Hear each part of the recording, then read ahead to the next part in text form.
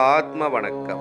ஆத்மபிதா சுவாமி சிவானந்த பரமஹம்சர் அவர்கள் அருளிய நமக்கு ஆகாசம் சிரசு. இருதயம் ஆகாசத்தில் இருக்கின்றது. அந்த ஆகாசம் எதுவென்று நீர் கருதி இருக்கின்றீர்? ஆகாசம் என்பது நம்முடைய சிரசின் மேல் பாகத்தில் மேலேயாக காணப்படுகிறது. அது ஒரு காலும் ஆகாசம் அல்ல. ஏனென்றால் ஆகாசம் அதுவாக இருந்தால் அங்கேதான் இருதயம் இருக்க வேண்டும்.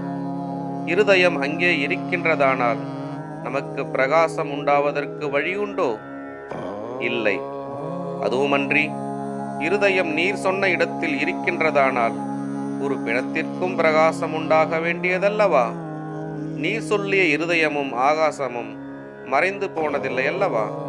ஆகவே பிணத்திற்கு பிரகாசம் உண்டாகாமல் இருப்பதற்கு காரணம் என்ன? செத்துப்போனதால். செத்துப்போன போது அதில் என்ன இல்லை? ஜீவன். ஜீவன் இல்லையெனில் பிரகாசம் உண்டோ? இல்லை. அப்பொழுது பிரகாசமாகின்ற பொருள் எது? ஜீவன்.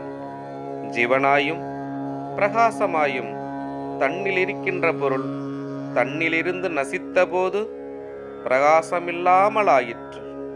அதனால் எங்கிருந்து பிரகாசித்திருந்ததென்று வெளிப்படுகிறது? அது தன்னில் இருந்தாகும். தன்னில் எங்கிருந்து பிரகாசித்திருந்தது? மேல் பக்கத்தில் இருந்து.